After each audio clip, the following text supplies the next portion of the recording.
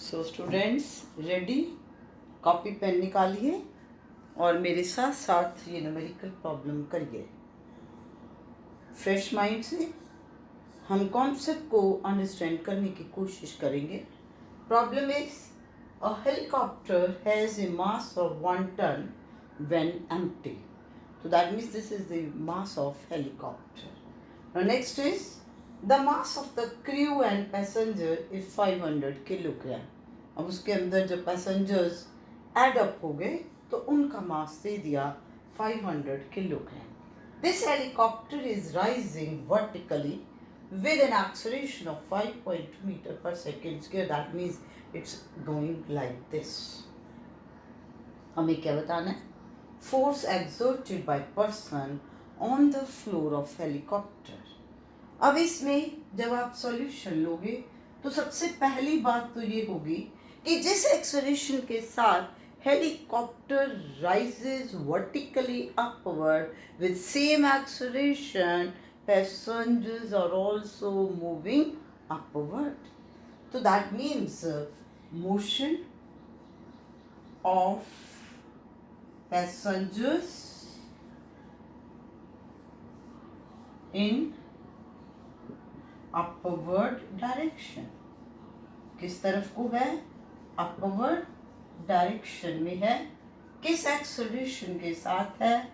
With acceleration that is 5.2 metre per second square. ठीक होगी पहली बात. अब इसके बाद आप देखिए कि क्या है बच्चे कि जो पर्सन है उनका जो टोटल वेट है 500 g, जिसको आप mg कह रहे हो, that is acting vertically downward.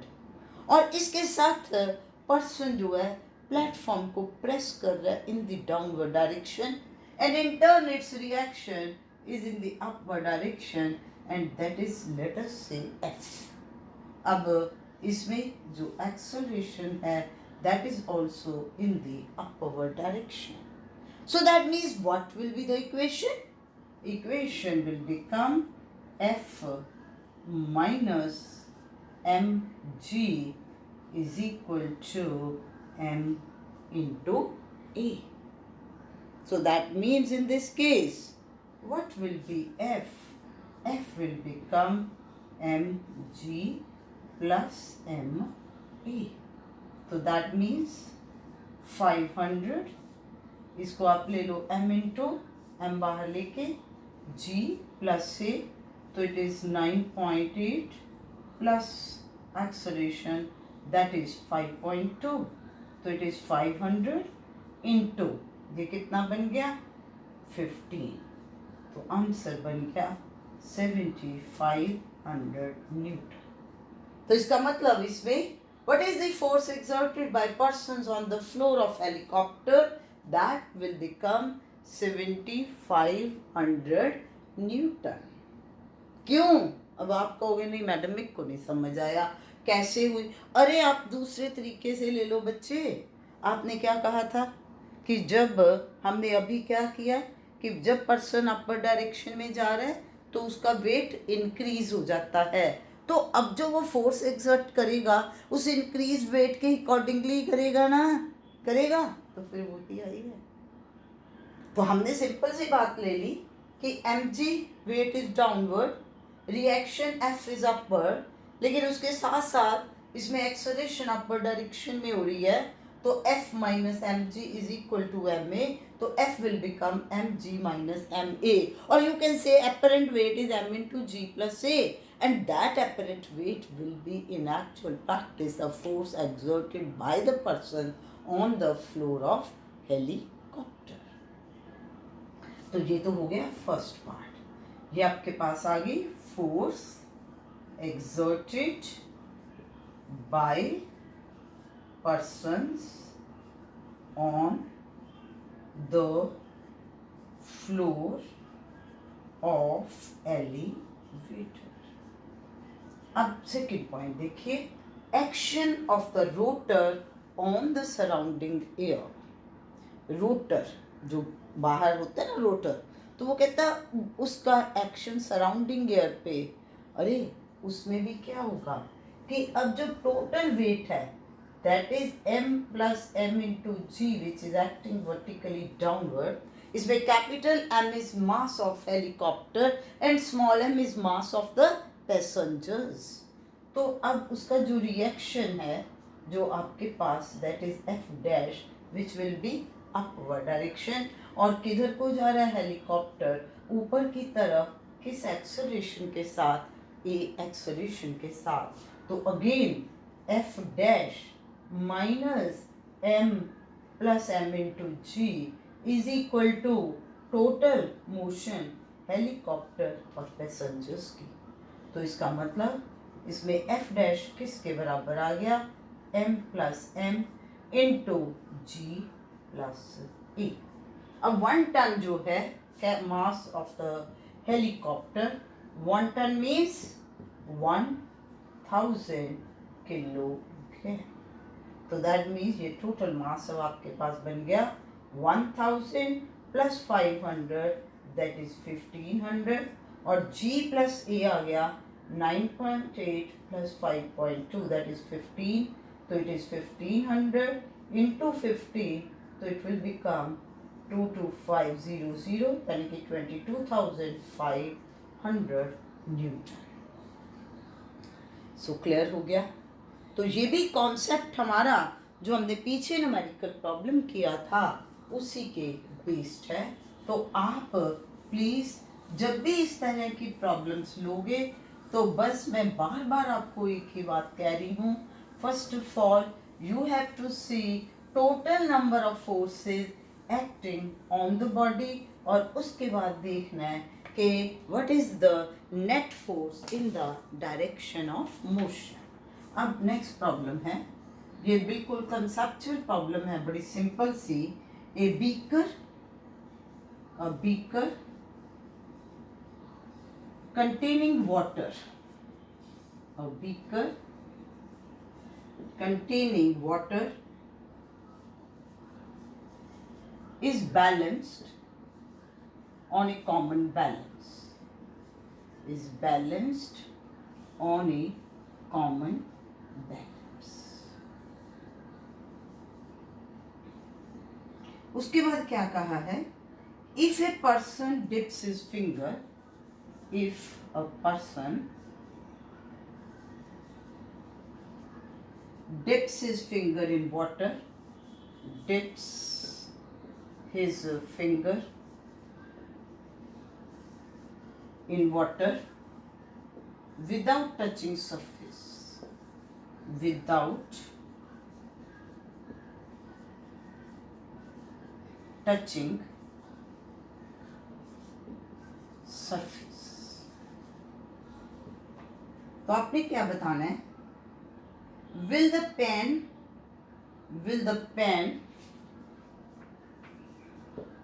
on which beaker is placed, will the pen on which beaker is placed go up or down, comment on this statement. क्या होगा, नीचे को जाएगी, ऊपर को जाएगी, क्या होगा? हाँ जी, वेरी सिंपल, कॉमन बैलेंस है, कॉमन बैलेंस में 2 पेन्स हैं, तो एक पेन में बीकर रखा है, दूसरे में वेट रखे हैं।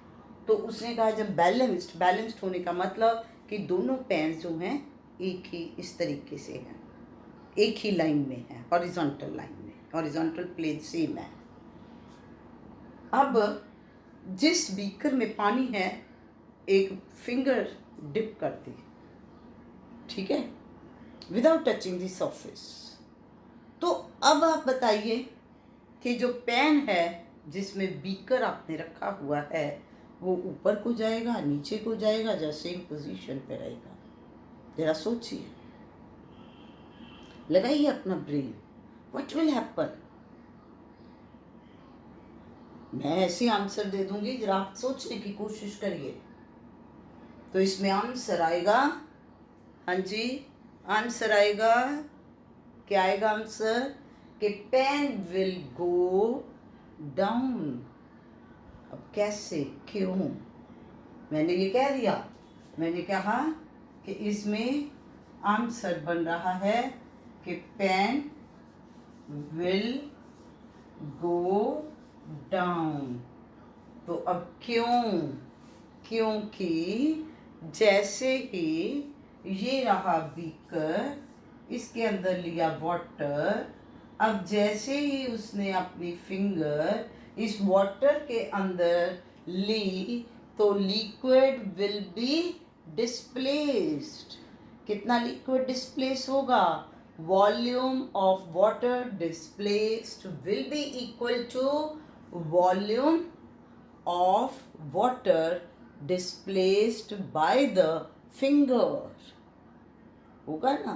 तो फिर तो उसकी वजह से अब इसका मतलब हम ये कहेंगे कि ऑन डिपिंग फिंगर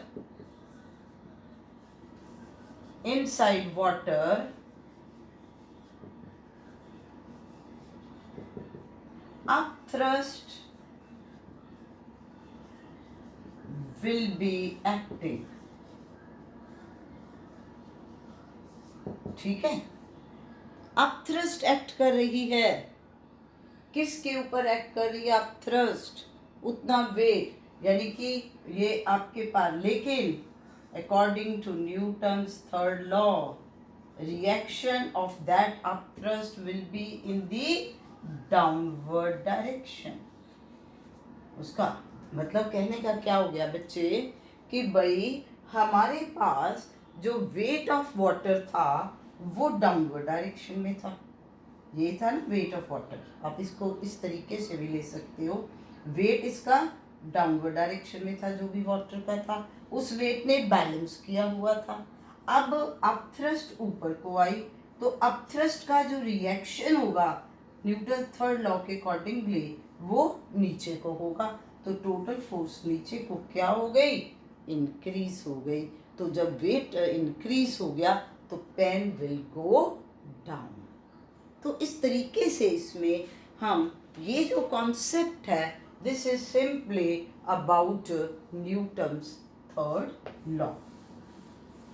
तो आपने फिजिक्स में बच्चे यही बात है कि पहले तो हम कॉन्सेप्ट्स अंडरस्टैंड करते हैं, फिर उसके बेस्ड हमारे पास कंसेप्चुअल प्रॉब्लम्स या न्यूमेरिकल प्रॉब्लम्स आ जाती हैं।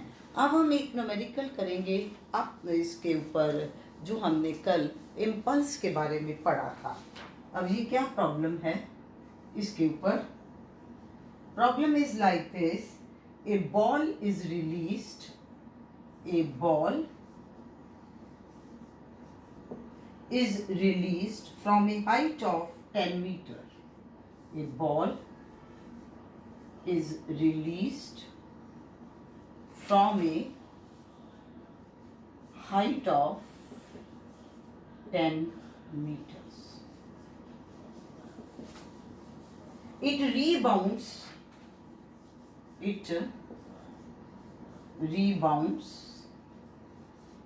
to a height of 2.5 meters. It rebounds to a height of 2.5 meters. The ball remains in contact with the ground. The ball remains in contact with ground for 0.1 second. For 0.1 second. Calculate force exerted by, calculate force exerted by ground on the ball, by ground on the ball। अब कैसे इसको understand करना है? सबसे पहले है बड़े इत्मीनान से, बड़े आराम से इस प्रॉब्लम को समझिए। हुआ क्या, एक बॉल को ऊपर से थ्रो कर दिया, कितनी हाइट से, 10 मीटर की। ऐसे बॉल थ्रो की, बॉल ग्राउंड पे जाके हिट की और उसके बाद वापस आ रही है। So ball is released from this height. ये हाइट कितनी है, this height is of 10 metre. तो ये ग्राउंड के साथ जाकर के कोलाइड कर गई, ये यहाँ पर जाकर के स्ट्राइक कर गई और यहाँ से ये वापस आ रही है। किस हाइट तक वापस आ रही है, 2.5 मीटर्स तक। अब इसमें क्या हुआ बेटा कि अब ये देखो ball is released, so that means यहाँ पर जब इसको रिलीज किया तो दैट मीन्स कोई ये नहीं कहा it is throne with this much velocity, that means ये इसका फ्री फॉल हुआ, तो initial velocity in this direction will be 0। तो u आ गया 0। तो अब हम इसमें पहले बात करेंगे for downward journey. Downward journey की जब हम बात कर रहे हैं तो हम इसमें इनिशियल वेलोसिटी ले रहे हैं 0, हाइट ट्रेवर्स्ड इज 10 मीटर और हमने ये देखना है कि किस वेलोसिटी के साथ बॉल आकर के ग्राउंड पे स्ट्राइक करेगी। तो क्या फॉर्मूला लगाएंगे हम यहाँ पर, v square minus u square is equal to 2gh। v square minus 0 is 2g और इसमें ये नीचे की हाइट है 9.8 और h1 जितनी हाइट से ये आ रहा है दैट इज 10। तो ये बन गया v square is equal to 2 into 9.8 is 19.6 into 10 that is 196। तो अंडर रूट लिया तो v will become 14 metre per second. तो दैट मीन्स कि जो बॉल हिट कर रही है ग्राउंड के साथ किस वेलोसिटी से कर रही है, 14 मीटर पर सेकेंड के साथ, और ये बॉल उस ग्राउंड के साथ कांटेक्ट में रह रही है फॉर 0.1 सेकेंड। तो उसके दौरान इसमें फोर्स जो एग्जर्ट हुई तो उसके बाद ये ऊपर को जा रही है। अब ये वो कह रहा है कि बॉल जो है, मैंने प्रॉब्लम में कहा ball rebounds to a height of 2.5 metre, that means कि यहाँ जा करके उसकी फाइनल वेलोसिटी 0 होगी। तो हमने ये देखना है कि ये चली किस वेलोसिटी से थी। तो now we will discuss for upward journey. अब अपवर्ड जर्नी के लिए जो फाइनल वेलोसिटी है that comes out to be 0 after travelling a height of 2.5 metre. तो कितनी इनिशियल वेलोसिटी है ये हमने फाइंड आउट करना है। Again we will use the formula v dash square minus u dash square is 2gh2। तो v dash is 0 minus u dash का square 2। अब इसमें body is moving against gravity तो g की वैल्यू आ गई माइनस 9.8 और दिस इज 2.5। अब इसमें ये बन गया minus you dash square is minus, अब 2 इंटू 2.5 इज 5 इंटू 9.8, इससे कैंसिल हो गया। तो इसमें बेटे आपके पास आ गया u dash square is 49, 9.5 8 into 5, तो u dash will be 7 metre per second. तो अब यहाँ तक देखो कि बड़े इत्मीनान से बेसिक फॉर्मूले बहुत आसान है। बेसिक फॉर्मूला तो हमने यही यूज़ किया है ना इसमें कि v square minus u square is 2gh। Ball पहले डाउनवर्ड डायरेक्शन में आ रही है, इनिशियल वेलोसिटी 0 है। किस वेलोसिटी, अब ये v क्या है, वेलोसिटी, इनिशियल वेलोसिटी। अब यहाँ पर इनिशियल आप कहोगे ये नहीं समझ आया, बड़े बेटा initial velocity of ball with which it strikes the ground, जिसके साथ इसने ग्राउंड पे स्ट्राइक किया, यही आई ना ये। कि बेटा इस वेलोसिटी के देखो, जो वी फाइनल वेलोसिटी का मतलब है कि बॉल जब यहाँ पर पहुंची तो उसकी ये वेलोसिटी है, तो जो वेलोसिटी बॉल की होगी उसी के साथ वो ग्राउंड को स्ट्राइक करेगी ना। So that means 14 metre per second is velocity of the ball with which it strikes the ground. अब ग्राउंड ने फोर्स एक्सर्ट की बॉल के ऊपर, और वो कौन सी फोर्स थी? रिटार्डिंग फोर्स थी। और रिटार्डिंग फोर्स कुछ टाइम के लिए जब एक्ट हुई, उससे क्या आ गया? इम्पल्स आ गया। अब वो रिटार्डिंग फोर्स बॉल की वेलोसिटी को क्या करेगी? रिड्यूस करेगी। तो अब हमने इसमें यही तो देखा है कि बॉल स्ट्राइक की थी 14 मीटर पर सेकेंड के साथ। अब जो यू डैश आया, ये क्या आया? Final velocity of ball after striking the ground. After striking the ground. So please इस चीज को अपना याद रखिए। This point is very very important. फिर एक बार समझ लीजिए कि हमने ये कहा कि ये जो वी फाइनल वेलोसिटी का मतलब है कि जो बॉल यहाँ से चली थी 10 मीटर का डिस्टेंस ट्रेवल करने के बाद उसकी कितनी वेलोसिटी हो गई। अब जो वेलोसिटी उस बॉल ने गेन की है, उस वेलोसिटी के साथ वो ग्राउंड को स्ट्राइक कर रही है, तो that means that is the initial velocity with which ball strikes the ground. अब ग्राउंड ने एक्सर्ट की फोर्स किसके ऊपर? बॉल के ऊपर। ग्राउंड ने बॉल के ऊपर फोर्स एक्सर्ट की। कौन सी फोर्स? Retarding force. उससे उसकी वेलोसिटी रिड्यूस हुई।